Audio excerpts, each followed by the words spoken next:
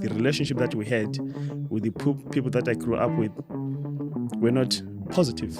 Yeah. So did you choose to get out of that when you came to South Africa? Yeah, but at first I fought before I came. Okay. So I had to fight for my place, And during that time, I think that's where I picked up like a different energy of resistance. So I started resisting like in a different way. Like I had to fight for my place. I had to fight for myself, because before I even think about South Africa, I thought about the situation that was around me. Hi everyone, welcome back to the Thoughtonomy Podcast. I'm sitting here at the Tim Studios in Hillcrest. Amazing setup. Check them out online. And I'm very, very excited to have with me as my guest today and a very good friend of mine. It's Spoo the barista. My man. Welcome. Yeah, thank you. We've been looking forward to having this chat for a long time. And I just want to start out by saying one thing. You now, with Coffee Lab, have the best coffee in KZN. Tell us about the award you just got. Congratulations. Yeah, man. I can say that to me it came like as a surprise. Yeah. And not so much for so many people though. But I didn't expect that. When you have people being undercover, checking you out, testing the coffees and all that. And the next thing, you're the best, So you didn't know that they were coming into the shop? Not at all. You had no idea. That's the best type of award, because you didn't have chance to prepare for it. Exactly. It's natural. I always say, I think I've found the things that I love. Yeah. I know sometimes I hardly spend more time behind the coffee machine, but more time chatting to people. Yeah. And educating people about coffee, which is the most amazing thing. And the results for that actually was shown. But isn't that the most awesome thing about coffee? So, I've put a little coffee shop into my real estate office. Yes. And one of the reasons I wanted to do it is because I want people back in the office now. So since COVID, everyone's trying to work from home. I wanted people back in the office. And I just feel that coffee and coffee shops are an amazing place to go and connect. And the barista is the person who brings it all together. Absolutely. So you're more than a coffee guy. You're a people person. Yes. That is more like that. Yeah. So I think for me, what has been the most amazing in this journey is to build culture around Coffee Lab, And you've seen, when you walk into Coffee Lab, it's not just about I'm going to the coffee shop. It's I'm going to the most amazing space, Yes. And because I believe in driving the right energy, having the right attitude, it just gives, it's a combination of good quality. Yeah. And that's what I've just been dreaming, building the guys as well, so that they can be aligned with our culture. In that amazing coffee shop, it's been such a journey for me. So I think it's always more than coffee. And I go, for those who don't know, so Spoo's Coffee Shop, Coffee Lab is at the Lifestyle Center in Belito. It's at the back of the center, opposite Valance by the studios. And it's such an amazing space. But when you walk in, you see the regular faces, the people that come in there all the time, and they love coming there, not just for the coffee. And I hear them. If you're not there, they want to know where you are the whole time. So you have been very central to that, and you've built a great business. But I don't want to start there. That's the end. That's the end product and the end topic, because it hasn't always been like that, right? No, for you. Yes, never. And whenever I introduce somebody to Spoo, or I tell them about Spoo, I always say you've got to listen to Spoo's life story. It's, for me, Spoo, it's truly inspirational. And my goal for today, my purpose for this, is that there's going to be so many people out there listening to you who are going to hear your story and be completely inspired. And we were just talking off camera quickly now about how, people get born into a particular set of circumstances. And when you open your eyes on day one, in my book, Thoughtonomy, I talk about the lottery ticket. So when you open your eyes on the first day of your life, what was that lottery ticket that you got? Were you born into royalty and you're this prince with unlimited riches? Or were you born into a completely different set of circumstances? And I want to share your story today, because I think there's going to be people out there who are going to empathize. They're going to find it very relevant to them, and you have the opportunity to inspire with your story. So why don't you take us back to your time in Zimbabwe? Yeah, man. I was born in Bulawayo, but mostly I was raised in Victoria Falls. I think one of the most amazing cities. This Vic Falls is its own country. It's different from the other parts of Zim, of which I love about that. It's a tourist attraction place. Lots of inspiration there. But 2006, when I wrote my O-level last paper, to me that was the end of my childhood. Yeah. the beginning of my adulthood, And what was funny is that I was never raised like in a comfortable environment. My environment has always been like the most uncomfortable. When I'm saying I'm uncomfortable, I mean it, Yeah. But dude, like 6 months down the line, I found myself like on the golf caddy. On the golf course as a caddy. Okay. Carrying all the golf bags for the pros and the local golfers, like in Elephant Hills golf course. And I was enjoying it, that time because Is that where you got these big biceps from? Carrying the golf? Yeah, And now that I think about like that was the most amazing time, But when those things are happening, you don't think about them. But and then it carried away like for at least I think about 9 months, and then I found myself at Elephant Hills. In Alzheimer's River Lodge as a waiter. But this is just like prior to that. But the journey itself, like for me, what stood out is how I grew up. Being that boy like at school, like was in a very difficult conditions of living. Like because I lost my parents like when I think I was like 4. And at a very young age, with my brother, he was a little bit older. My younger sister, she was very young. So I think she's in the like worse position than me because she was younger.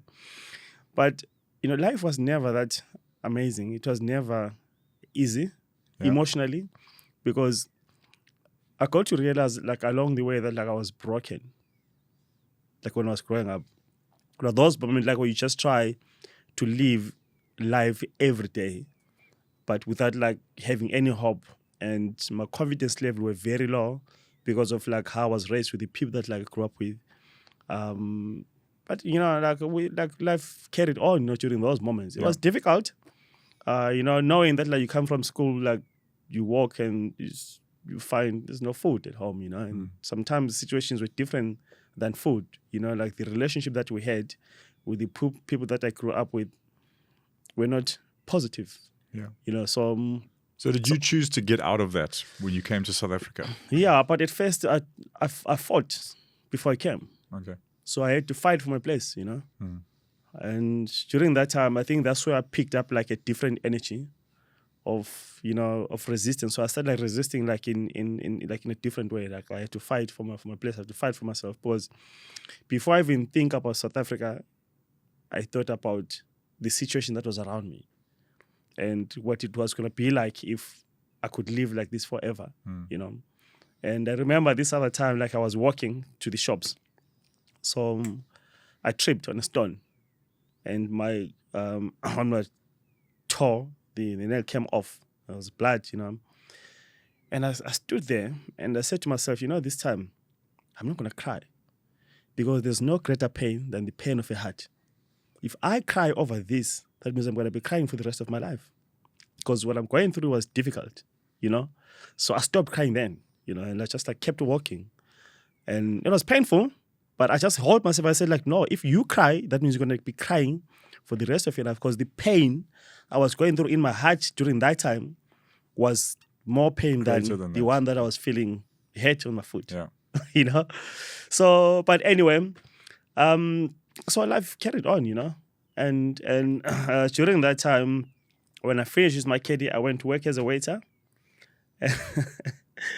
And in one of like the local hotels in Victoria Falls. Yes,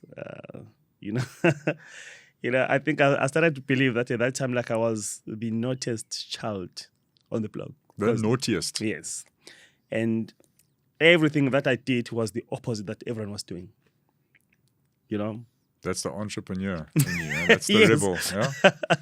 So everyone, like we had a hate-love relationship. But like the funny thing, our hotel beverage manager, she used to love me to bits. And I was not the educated one. I was the person who had no qualifications. So I went there like with my attitude and my drive to work, And she loved me to bits. But everyone hated me because I always challenged. I was always against everything, and I was doing all the wrong things you can think about. But I stayed there, like contract after contract after contract, So yeah. Okay. So tell us about your journey to this side of the world. I've never shared this with a lot of people. I know. And you But, share what you're comfortable with. Yeah. I met a lot of people during that time when I was in Zambezi River Lodge. And one of the guys that I met were two guys were South Africans and two Indian guys. And they invited me to come to South Africa, actually. And I said, I would love to do that because, and like that was 2009, I think. And no, it was 2008 when I met them. But we kept in contact. 2009 came and the World Cup was calling. And I had such a hype that like I really wanted to go. And I was going to be part of this World Cup. And like I know the job opportunities were there. And you know what? I packed my stuff and off I left. And where did you land? Cape Town? I landed in Johannesburg. I saw my sister there. And we stayed for, I think I stayed for 2 days. And I took a taxi and I came to Durban. Chatting to these guys. When I dropped down here, I didn't see these guys up until today. I have never seen them. Never seen them again? I've never seen them again. That's how I ended up being on the street. So you were expecting to arrive here and these guys were going to welcome you? Yeah. So what did you do? So, okay, I'm not going to share this part, you know. But I end up like being in the hands of different people that like they asked for me like to go and stay there. They're doing like different business. So I stayed with them for a couple of days. I think it was like 4 days or 5 days when I stayed there. And after 5 days, these guys never rock up and this lady said to me like, Spoon, you being here is disrupting our business. So we cannot keep you here.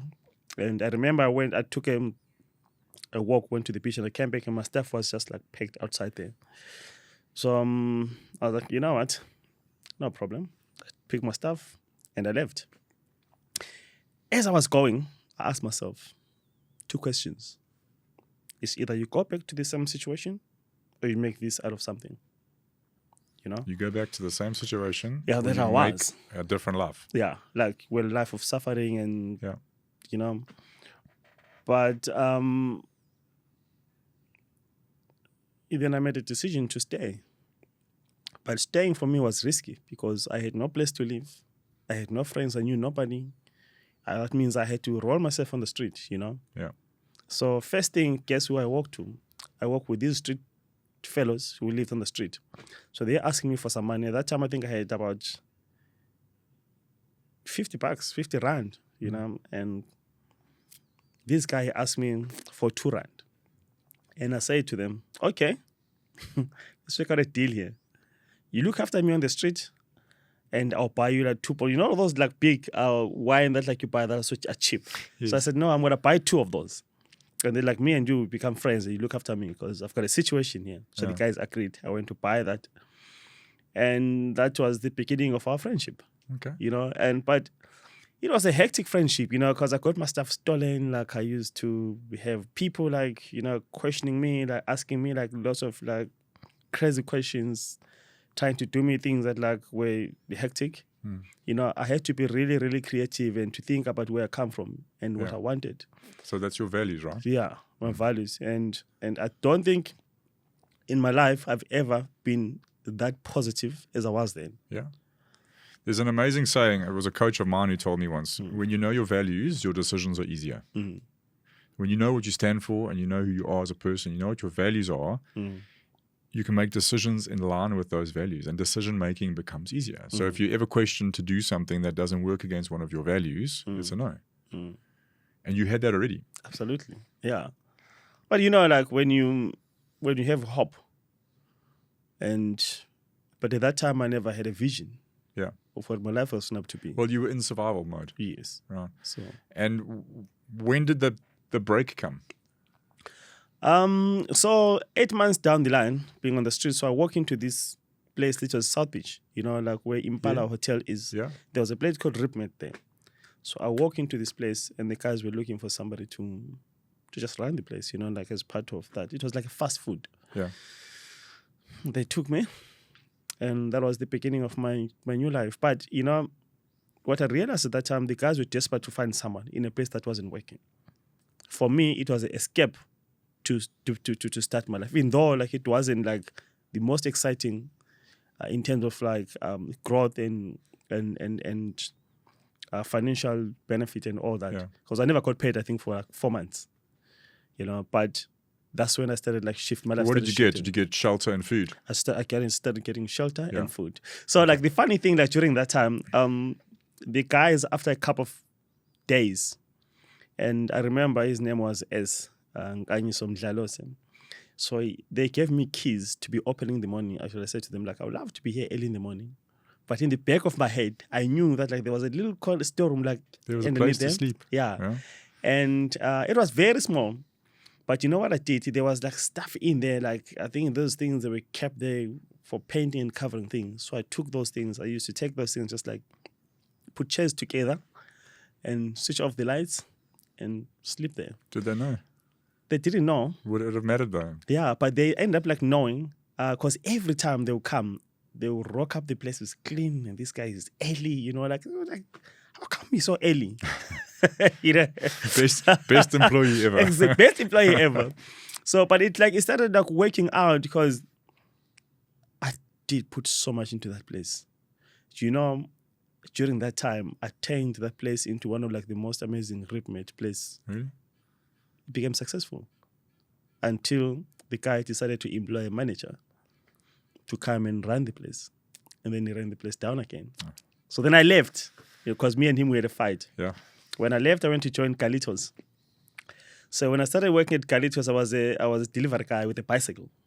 You know, delivering all the food stuff, like going like, you know, like South Beach town and all that. So I was the guy that everyone used to see me like riding a bicycle, like putting some deliveries like of food and here and there. It was quite amazing though. I was loving that at that time. So yeah. That's amazing. You know, there's different stages of growth. It's one of the things I speak about. We move from survival to stability, then stability to success, and success to significance. And the definition of survival is when you're not earning enough money to match expenses. So you're always below your expenses. And moving from month to month is like, how am I going to put food on my table every night? Absolutely. And you've lived that survival phase, and then you eventually get into your place of stability where you've got an income to match your expenses. You're not saving, but you're just matching your expenses. So Absolutely. There's that comfort. There's a lot of comfort that comes with stability. When would you say you got to that place of feeling, okay, I'm not in this survival, hunt for survival type of mode. Now I'm at my stability phase. So I remember the time like when I left Carlitos, I started working for Mama Luciana's in Durban North. Mama Luciana's. Yeah, as a runner. So I think that was my first big paycheck, you know, like I think I was earning about like 1,900. Yeah. So everything you've done was food, eh? Yeah. Catering. It was just like catching up. Like I think also like when you start like seeing yourself like moving from one place to a better place, you know. So and also what was the most amazing thing was the relationship I was building with people around that time. Yeah.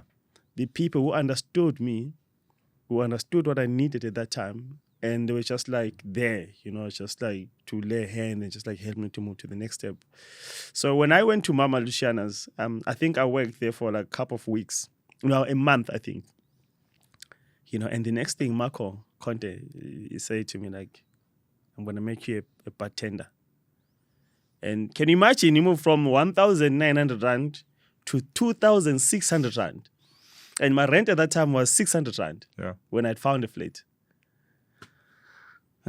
How was that? Yeah. For an achievement. But now my childhood experience started kicking in. Okay. You know when you're broken, you can't hold it. Especially when you don't know how to deal with it. So I started like drinking a lot and the mind was there. I started like, doing things that were not so cool. Yeah. You know, like there's no bar I never went without a fighting. Like every time I went there, like I was the guy on the boxing club. I was very angry. I was always ready for a fight. I was turning myself into something that I never liked, you know. But one thing that I was good at showing up at work. I never, stopped showing up at work. And I think also during that time, like the friends that we had these like wild friends that like used to love like being in the party mood, you know, like so we used to party and we used to do all these crazy things that you can think about. But what I'm grateful for, one of the things that I've always said that I'm so grateful for was that I was never, even though I was exposed, I had never been involved with drugs. And that is the moment I always say to myself, like, I am so grateful for that, because can you imagine during that time, and I got myself like into drugs. And I used to have all these people like around me, but not a single time where like you see me like on any substance that like was going to make me. I think it's a very important lesson for people listening out there as well, because if there is anyone out there who's moving from survival to stability, sometimes what we need in order to move there is a change of habits. And you mentioned so correctly, like everything that had happened to you in your childhood, it's unconscious, right? It's part of our conditioning, and it does shape our behavior. Yeah. And that shift, even in business, shifting from a struggling salesperson who's in survival to a salesperson who is stable, in other words, earning enough income now it requires a change of habit. And that's the things that we do on a daily basis. So there is you earning another $600-700 rand a month, but spending most of it on alcohol. Absolutely. So one of the habits is how are we disciplined to spend our money? How are we disciplined the way we use our time? But you got it quite quickly. Absolutely. Uh-huh. So as I was working there, I met a guy. His name was Raymond Fredman. Yeah. So Ray came in and he taught me everything about food. Taught me everything about food, taught me about discipline. And Ray was helping me like just to become the best version of myself. Yeah. So during that time, Marco decided to open a deli on the other side. So me and Ray, we started running the deli. Fantastic time. I learned a lot from that guy, one of the most amazing person and amazing chefs, you know. But what struck the most, 2012, I met these guys, Trevor Scale and Don Muller, and they were planning to open a workspace. It was called The Set at that time. The Set, I know Don. Yeah. Yeah. So, my man, you know, that was a turnaround of my life. And that was where the coffee started, didn't it? Because you were the barista for The Set. No, but actually the coffee started when I was at Mama's. Okay. So I got introduced to this guy. His name was Chris Rootman. He introduced me to coffee because there was a coffee machine that used to come there with door Egberts guys and service the machine, check the beans and all that. So I fell in love with coffee during that time. But I wasn't that good because that wasn't too much of my focus. We were focusing on waitering and bar and the deli on the other side. But I started loving it. But when I moved to The Set, listen to this. What I realized, because I remember this other time, I rocked up smelling alcohol, like at work with Travis. You know what Travis said to me? He said, Spoo, drinking is not a problem, but you can't rock up to work smelling of alcohol all the time. He was like gentle. He never fought me. He never said ways that like would just like harass me until to a time, because my behavior was very off most of the time. Until this other time, like he sat down with me. He said, what's wrong? So I started telling him. I told him everything about my childhood, you know. So those guys, I would say to me, I don't want to say it was counseling, but I would say it was mentorship. Because they helped me to turn my mentality around.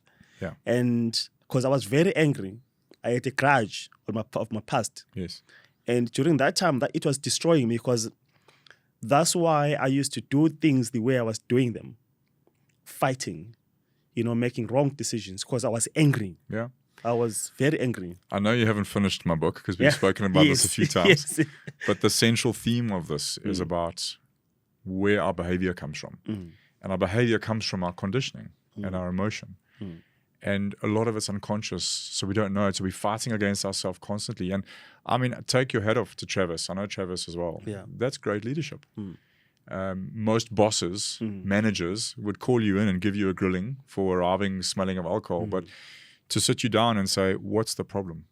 How can I help you? You know, and it's the same in sales. If a salesperson's not producing, and you're going to nail them for not hitting their targets, you're basically just hitting them on the head with a stick the whole time. You're not helping anything. But if you can sit down and say, how can I help you? What's going on in your life? What are you struggling with?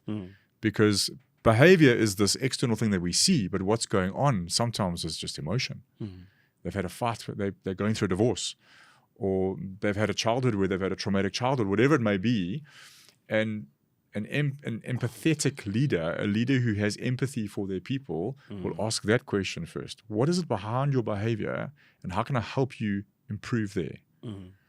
So credit for where credit's due there. Yeah, man. And then you went to private property. That was a big one, eh? Woo, my man. That's where we met. Yeah, that's where we met. Yeah, so Sabu was the barista, the in-house barista at private property. And let me tell you, whenever you went to private property, you couldn't wait to go and have a chat to this guy. Yeah. So again, 2015, the site decided to close, and the guy approached me, Craig Stewart. He said, Spo. And in that time, I was in my head, I was busy thinking of starting a business to get into construction with this other guy. Pause there. So your next phase in growth, stages of growth, going from stability to success. Remember, going from survival to stability needs a change of habits. Going from stability to success needs now a change of thinking. And now you're saying already, I was already thinking of growing a business. Yeah, absolutely. Okay. So now during that time, actually Travis and Craig, they stopped me. They said, you need to think through about this. There's an opportunity at private property that can enhance your skill and, step on. I'm starting to think that Travis knew and understood me at that time. I think he knew what I needed more than just me just becoming successful. So I think he was just pushing for more time for me to get to understand myself better. Now that I think, he never said it to me in that, but the way everything happened, that's what I'm starting to think. And during that time, then I agreed. I said, guys, okay, cool. No problem. Let's do it. My man, let me tell you, I think that was the most amazing decision that I've ever made in my life, to say yes to that. So we went to private property and get to private property. Yes, this guy, and Craig says to me, we are a culture team. We're here to build culture. What's that? He was one of the most amazing and smartest guys. And I was the guy behind the coffee machine. But of course, because of my attitude and my charismatic personality and all that. So it fit his plan.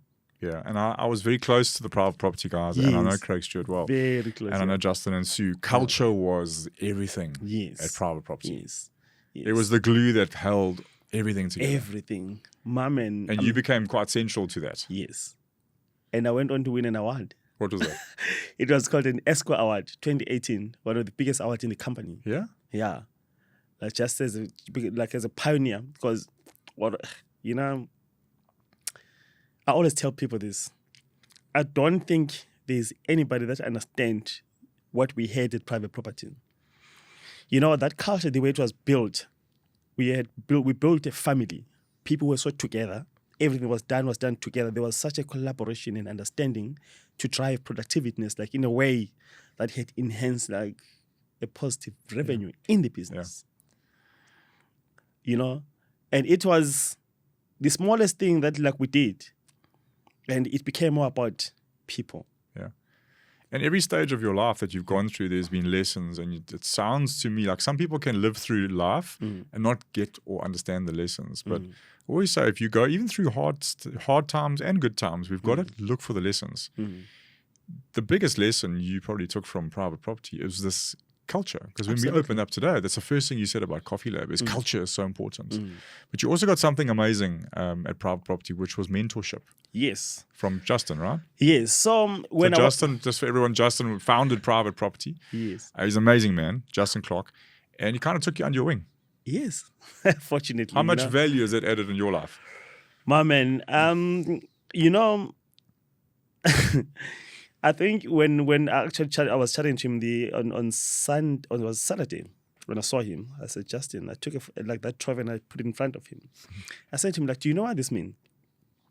This is what value is all about. This is all your teachings, you're kicking me and, making sure that I do the right thing, Was he hard on you? Yeah.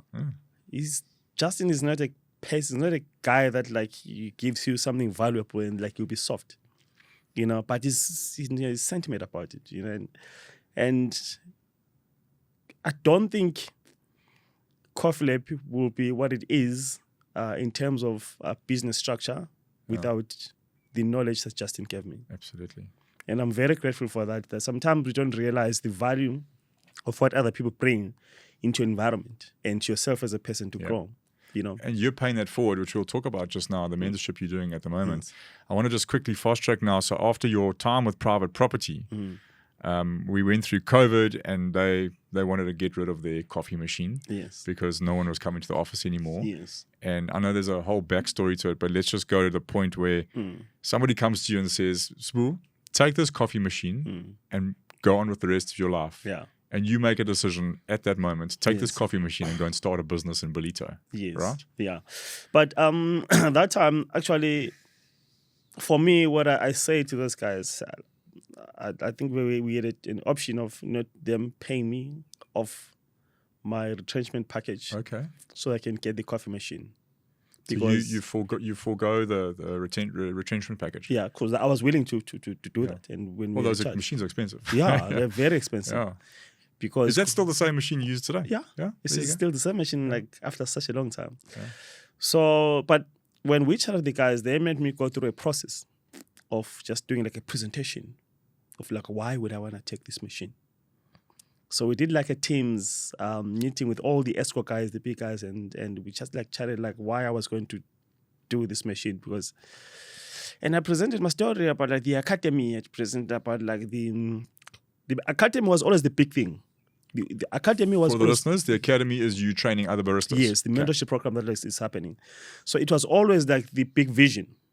Before the coffee shop. But and the guys that gave me some very good insights about that. But later on, and the guys that said like, no, they'll sell me the machine. How much are you gonna sell this machine to me? And they go R1. Just to get it off the books. You know what I mean? Yeah. So with that happened, and I got hold of the machine, and ever since then, so I started like as a consultant for coffee shops and other restaurants, like during that time when everyone was coming up, training baristas, just also mentoring people, you know. And during that time, people were going through a lot. Like, can you imagine you go and stay at home for that long without going out? So for me, I felt like it was an emotional disruption, mental disruption. So people needed a little bit like of uplifting, you know, like something positive, you know, and creating hope and understanding that like becoming more creative about your situation and your environment and the things that you have so that you can grow. So for me, that's how my business model started. And during when I was busy doing that, I got a phone call from JJ. And during that time, I think I was getting phone calls from all over the country because Natasha Fraga, she decided to post a photo of me and saying that like I've got a coffee machine and I'm looking for a space to push that. And it was very specific. I don't want to go and work. I want a space where I can put the machine and just start running it, you know. And I've never said no in my life more than I did when people were calling me until JJ called me. Jen Tippy, she's an artist. So quickly, who were the people calling you? Everyone. Did you know them or had they seen this post somewhere? I didn't know them. Like, okay. So it wasn't relationship calls? No. Okay. I had a call from Joburg, Varsity, Cape Town, all Durban, and all over South Africa. Okay. Everyone was calling me. And I said, no, until JJ called me. And she says, Boo, I've got a space for you. We are opening a gallery. Well, there's a space for a coffee machine there for you to run, but it's going for 6 months. And I was busy doing a consultation like with a Palmview Cafe like in Mount Edgecombe. And I went to those guys and I say to them, guys, unfortunately, I'm going to have to, you know, say my goodbyes because I've got an opportunity that I cannot say no to. And I didn't even know what was going on. I didn't even know what was going to happen. I had no plan and there was no like strategic plan that I was planned for that. Do you know what I did first thing? I picked my friend, I called Sue, Justin's wife, after meeting JJ. And I said, Sue, I have this opportunity. And I have no idea I'm going to make this happen. But I've got a coffee machine and I've got the skill and I know where I'm going to get my coffee. But I need a bit of money to start this. And Sue at that time, she was in Underberg. I think she was playing golf there. They're like, okay, wait for me. I'm coming. Then we can meet and have a cup of coffee and then we chat. boom, that time came and we chatted and I went to shot her this space and it was just like an empty space, lots of steel, dust. Like, where was this? In Barista, in where we are right now. Okay. Yeah. Because I remember in the early days, I used to come visit you. I mean, Yes. so if you walk into his coffee shop today, it's the most amazing looking place, right? Yeah. And the studios are all done. But when you first went in there, I think you were moved 2 or 3 times. Yes. Then you actually operated while they were building the studios. There was Yes. dust and there was winding angle grinders and I'd still come and get my coffee from you. Yes. And my heart went out to you because here was this man with a dream Yes. fighting not just everything that he's had to go through to get there in his life, and now you're operating a coffee shop, and you could quite easily have closed up and gone while they built, but you did it through there. And they said to me, like, why don't you just go like and be operating there for now while we're building? I said, no. Yeah. If I do that, people forget about the brand. So I'd rather carry on while we're doing that. Like, I don't mind if we don't sell. You didn't want to break whatever momentum you had. Yeah. You didn't want to break it. Yeah.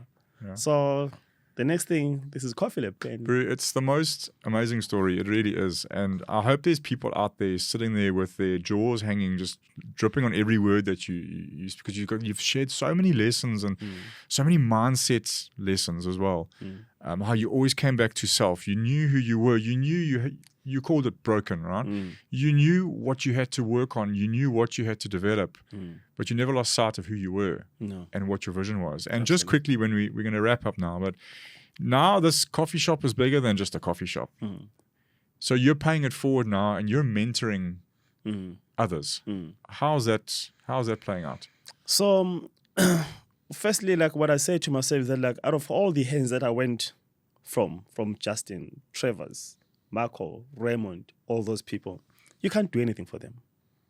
Their life is stable. So I said to myself, like, I also need to give back, So giving back was in a form of like helping other people to become the best version of themselves. So my experience, that's why I see some of my teachers are written, like we create history through our experiences. So history is all your past, what you've been through, but that's what creates your history is the experience that you accumulate along the way to where you are. That becomes your history. And during that time, it was picked up by the attitude. So that's why we have something written on our t-shirt, attitude is everything. So I took that and I made it live to all these people who are not educated, who also are broken, because that place is not just a coffee shop, it's a healing process. So we have people that like coming that are severely like in difficult conditions of life. So we help them to understand, to pass those away so they can install themselves like with positivity and hope.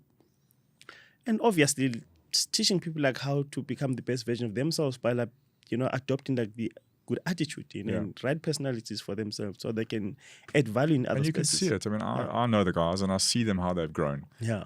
There was a time, remember, when if you weren't there, I was worried for you because there was no personality stepping out from behind the counter. Yes. Now, when you're not there, there's a couple of those guys. They're amazing. They've grown so much. That's credit to you. No, it's been beautiful, man. It's been such nice. So you said something just now, and I just want to catch you back on it. You said there's nothing you can do for all those mentors. You said, well, there's nothing I can do for them. There absolutely is something you can do for them. And you've said it about 5 times in this talk. You can become the best version of yourself. One of the worst things, and you'll see it now as a mentor and a coach and a trainer, whatever, if you're imparting knowledge and wisdom and you're guiding somebody and they don't have the ability to take it in and act, it's almost wasted mentorship. It is. So the biggest gift you can ever give all your mentors is to continue on your path of becoming the best version of yourself, because I promise you they're watching and they are so fulfilled because they're seeing that whatever they invested in you is unfolding magnificently in your development as a human being. But congratulations. I'm very, very proud of you. Thank you. We always have deep philosophical chats. I've sent my daughter to talk to him. He has chats with my kids.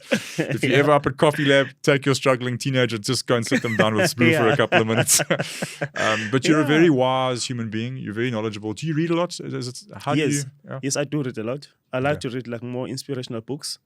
I'm a person who's driven by energies, positive energies, and attitude. Of course, that's who we are. And I'm very close to my soul. So this is what I always say to people. When you live your life, live from the inside. Because if you start tapping from the outside and bringing inside, that's where you get hurt the most. So that means you don't become the best version of yourself, then you don't understand yourself. Then you're accumulating all the wrong energies, bring it to yourself. But if you increase your waves to attract the right things, from tapping from yourself inside and sending out to the universe, you attract the right ones. 100%. And I think that's an amazing place to finish. Yeah. Best investment you can ever make is on yourself. Absolutely. Because the return is unlimited. Absolutely. Spoo, thank you so much. It's been an amazing chat. I'm sure at some point in the future we'll do it again. Yes, sir. And I can't wait to come back and have another coffee sometime soon. Let's do that. All right. If you want to catch up with Spoo, what's your Instagram handle? At Spoo the Barista. Yeah, Spoo the Barista. That's a personal one. Coffee Lab at Coffee Lab. Lifestyle at Coffee Lab. Oh, Lifestyle at Coffee Lab. Yes. Go check them out. Go and have a coffee there. It's the best coffee you'll ever taste. Yeah. Guys, thanks for listening. If you want more information on the book, www.thoughtonomybook.co.za. And can't wait to see you on the next podcast.